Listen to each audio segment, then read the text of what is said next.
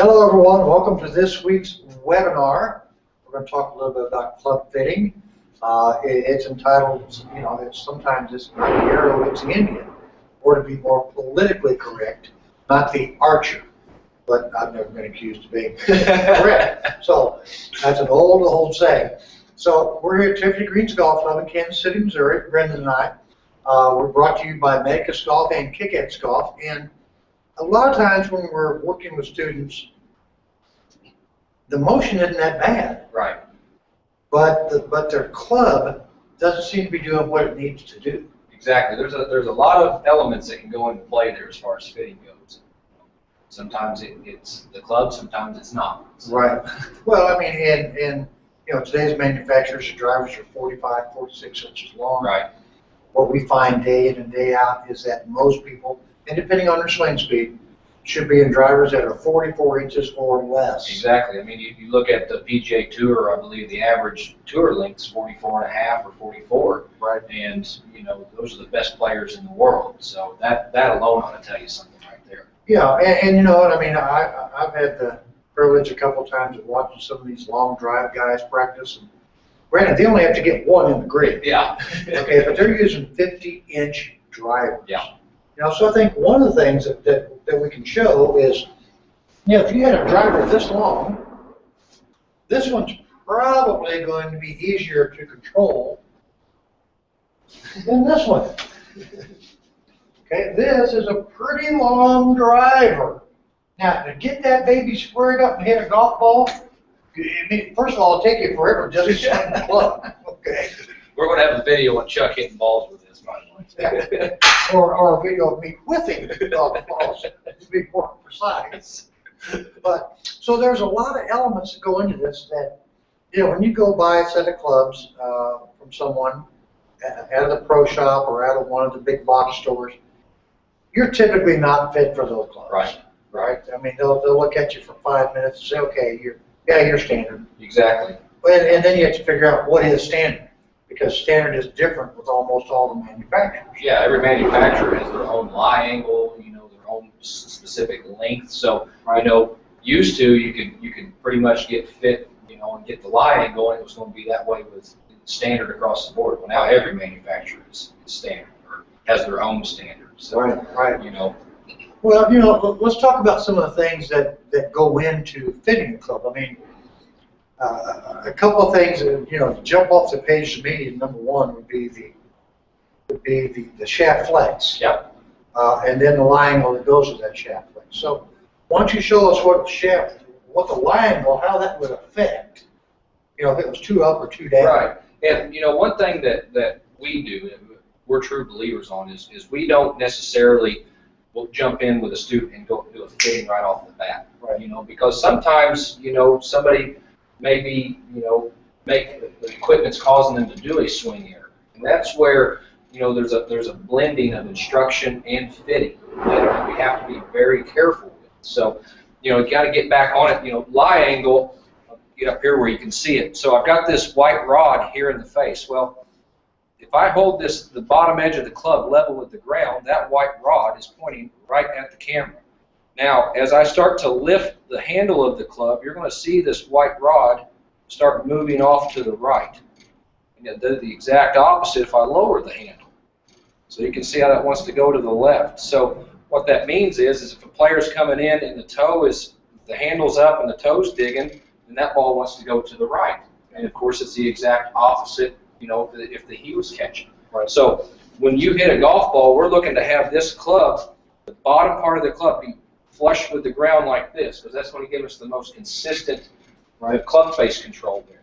Right. And I forgot before we get started. If you have any questions, just type them in the sidebar there, and we'll get to them when we get done. And they can be swing questions as well as club. Yeah, exactly. Yes. Okay. Yeah. All right. So first thing we have is a lie angle, and now we talked a little bit about the club head length. Yeah, length. There's some things. Let me grab this club here. Length can affect where we're hitting it on the face. So, ideally we want to hit it right here in the sweet spot. Well, if a player has a tendency to hit it on the toe, and again, we're assuming that, it's not necessarily a swing fault like path or anything like that. then sometimes what you can do is you can actually add a little bit of length to the club, just move it here more towards the middle. Right. And again, it's the opposite. If somebody has a tight heel pattern and the path of the club's pretty good and the swing's pretty good, then you can take a little bit of length off and put it more here in the middle. Right. You know, I know that there's a lot out there where you do a lot of wrist to floor measurements, and you know that's a general rule of thumb. It's not the end all be all by any means. You know, Chuck and I this past earlier this week, you know, we were up at Topeka for our Midwest PGA Coaching Summit, and we had Tom Stipes there, and Tom made the comment to us that Stuart Sink, although he's a big tall guy, he plays shorter clubs than Jeff Sluman plays. Right. You know, so you know if you look at those two guys, they're completely different heights, completely different wrist to floor, but yet the shorter guy is playing longer clubs than the taller guy. So there's a little bit of player preference in there too. Right, and you know, Stuart may have longer arms and just got shorter arms. Right. You know, alligator arms, what we call them. Yeah. You can never reach your wallet to pay for a check. Exactly. Okay, so, exactly. But now, I'm talking about, you know, when it's hitting heel toe and you either add or take off length, when you add or take off length, it also changes the line angle. Right. So I think, was it 1 degree for every half inch? Half inch, 1 degree, yeah.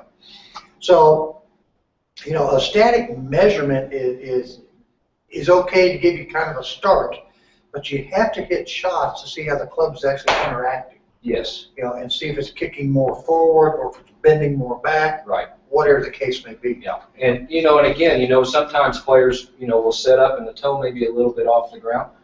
That's fine because you know when you come in, it's going to kind of balance out based on again swing. So don't let your setup position dictate. Oh well, my toe's in the air, so I need to adjust the line. Not necessarily.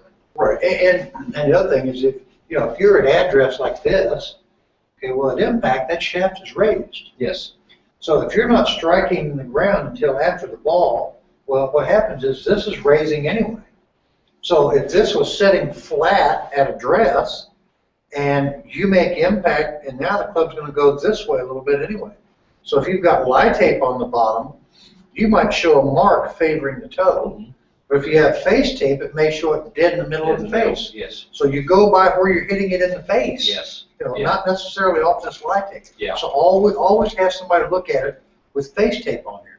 Now we've got another thing talking about face, and we spray the club a lot, you know, with some Dr. Scholl's foot powder or whatever you want to use, and that's going to help you as far as your centerness of contact to find out. Again, this goes back to shaft length, shaft flex. Exactly, and I'll get up here so you can kind of see. So I don't know. It's kind of glaring, but we did spray some. Hopefully you can see that. A little bit tighter. There you go. I'm right a little camera shy. So you can see with this here we've got 4 shots, and with each one of these shots, the ball's going to react differently. Right. So contact point with the driver is critical because you know if I think the study was if you're 1 or 2 dimples off, in theory that can make the ball react a little bit different. So, you know, if you go through it, look at where your contact point is. Because, you know, if you have a tight toe pattern, again, that could be a little bit of how the shaft is flexing, could be length of the club. And, you know, tight toes, normally that wants to promote more of a draw shape. Right. And again, the same thing with heel shots. You know, again, could be the way the shaft is flexing, could be length. And that's going to want to produce a little bit more of a cut shot. Right. Okay. And again, contact point here is going to affect the spin rate and the launch angle. Right. So there's a lot of factors. Yeah, I mean, you know, you could have, if you're using radar, you could have a 0 path, 0 face, right? And the ball could go way offline because you miss the center of the face. Exactly. Right. Yeah. Exactly. So it not only changes your spin rate, but it also can add or delete swing speed. So yeah, because you're going to lose ball speed, you know, once that thing starts getting off center. So you lose ball speed, well, now you're losing yardage. Right. All right, so let's talk a little bit about Loft, for example. I mean, you know, the tour used to have, they were called tour specs, which 5-iron was 27 degrees. Now most of the manufacturers are making it that and or stronger. And stronger, yeah. Okay? Because they're you know, you're going to hit this ball 10 yards farther. Well, You know, I mean, I read it somewhere on one of these club fitting things, it might have been Tom LaShawn, says, you know, if you decide to strengthen your loft 1 degree, you actually pick up less than 2 yards for every degree you strengthen, or we can lose less than 2 yards. So people think that by just turning that down, you know, 2 more degrees are going to gain 20 yards. That max are going to gain or lose 4 yards. Right. You know, you start, especially with irons, you know, if you start, you know, strong lofting them or weakening them up a little bit, you know, that's going to affect your overall launch angle. And, you know, you always hear, you know, people always talk about launch angle with drivers. Well, launch angle with irons is important too. Right. It's the same principle. If the ball's launching too low, you're not going to maximize your carry. Plus, if it hits the green and it's coming in too low, it's rolling off the green. So, you know, yeah, it's tempting to really want to strong loft them, but be very careful because that may affect your launches too low, and now your irons are not as playable as they were before. All right, I mean, you know, the guys on the PGA Tour, if they're playing a course that has harder, firmer greens that week, they actually add a little loft to their clubs. Mm-hmm. If the greens are soft and holding shots, then they'll de-loft it a little bit, you know, just so they adjust the loft based on what they want the greens. Yeah. And, you know, fortunately, we don't have that luxury every time we play. So let's talk a little bit about shaft flex and shaft weight. You know, you can get graphite shafts up to 125, 35 grams. Yep. You know, you get them all the way down to 40, 50 grams. So the deal is you have to have one piece of this club that's heavy. A light shaft and a light head don't work together. Right. Okay. Or heavy don't work together. So a lot of guys years ago, and I don't know if they do it so much nowadays, but you know, they would put graphite shafts in their steel clubs. They go, oh, I want to go to graphite. So they take all the steel out. Well, the head's weighted for steel. They put the graphite in. Now suddenly nothing matches them. Yeah. Yeah. So it's important as far as your shaft flex and your shaft type. Whether you want steel or graphite, or a combination of fiber steel. Yeah, you know, I mean, the flex of it, you know, is, again, kind of talking spin rates and launch angles. It's going to affect, you know, how the ball's taking off, and it's also going to affect the overall, like you said, the feel of the club. Right. You know, so you definitely want to have that balance point, you know, where you can, you know, if you put a lighter flex in here, well, that's going to let you feel the head more. If you put a heavier shaft here, you're going to feel more of the overall club. So, you know, it's what you like to feel and yet produce the type of shot you're trying to get. Yeah. And then, you know, you got to talk about swing weight. Some players like the club to feel a little bit heavier. Some players like to feel it lighter. So you kind of have to go and just, a lot of this is feel for the player. Yeah. As far as, do they want it heavier? Do they want to feel it whippier? Yeah. They want to feel it stiffer. Well, whippy and stiff shafts are going to produce different ball flights too. You know, heavier clubs versus lighter clubs are going to produce a little different ball flights. Yeah. And then finally, you've got the grip, you know, the grip size. Mm-hmm. You know, so you know, Mo Norman, you know, they said, well, he tapered all these grips down. They weren't really tapered. They're all basically the same size. Right. And that's fine for some people. You see a lot of the older players have the arthritic, the bigger grips. You know, if you grab something and it's too small for your hand, you're going to have a tendency to hold it a little bit too tight. Mm-hmm. If it's just right for your hand, you don't have to squeeze the fire out of it. Right. Exactly. And plus, you know, and grip size and fitting gets overlooked a lot. You know, people think, oh, just put whatever grip on there. Right. Well, just like you said, you know, if it's too small, you know, if you grab your club and if you grip it, and I'm going to grip it down here towards the bottom. Just grip it on the shaft. You know, if my hands, you can see my fingers completely are digging in, and that's obviously too small. But now if I gripped it and I had a gap there, seeing how there's a gap, that grip would be too big. Right. And now that, like you said, you're either going to hold it tight or because you've got to try to feel like you're holding on to something. Plus, it can affect the release pattern as far as how the hands work through impact. Right. So it's changing all the wrist angles because they feel like they either have to overwork or not work as much. Yes. So. Yeah. All right. So when we're talking about the driver contact points, I mean, we're looking at the ball speed, we're looking at the launch angle, the spin rate, and finally what the smash factor is. You know, the smash factor can actually go down if your ball speed and your launch and spin rates are pretty good. The smash factor can actually come down and still hit it a long way. Mm-hmm. Versus a good smash factor but lower speeds, now you don't get the same distance. Right. So all of those are going to play into pieces that allow you to hit that ball farther. And what we find a lot with the driver is that players are getting set up with this driver, and that golf ball is essentially right here on their body.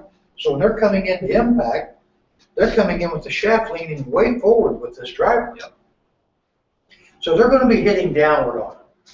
Now, I would say that whether you hit down or up is of no relevance if you're happy with how you're hitting it. Yes. Yes. Right? The science will tell you, the physics will tell you want to hit upward. To maximize your carry. Maximize the carry and reduce the spin. Yep. The more down you hit, the more you minimize the carry and maximize the spin. Right. But you know, you have players that hit down that are hitting at 280 to 300 yards. You have players that hit up that are hitting at 280, 300 yards. You know, I forget which player it was. It was a player on the PGA Tour, and after he read all this stuff about hitting up with the driver, he decided to hit up with the driver. He was in the top 10 in driving accuracy and wasn't even top 100 when he was hitting down on it. So for that player, it didn't work too much. Yeah. So, but by and large, if you're somebody that puts a driver in play and you're happy with your distance, don't worry too much about trying to hit more up or hit more down, whatever the case may be. Just put your swing on and get it out there. We can play golf. Yeah, and again, you know, that kind of comes back to the instruction and fitting element, you know. And you know, if you're satisfied and you go and like you said, hitting down on it, and you know, don't change that. Just make sure that you've got the club that's optimizing your launch conditions. Right. You know, from launch angle to spin rate. Right. You know, don't overhaul that if that's not the problem. If your handicap is 15 or higher, we would suggest you never buy a 7-degree loft driver. Okay. Let alone 45 inches long. Let alone 45 inches long. So here's the thing.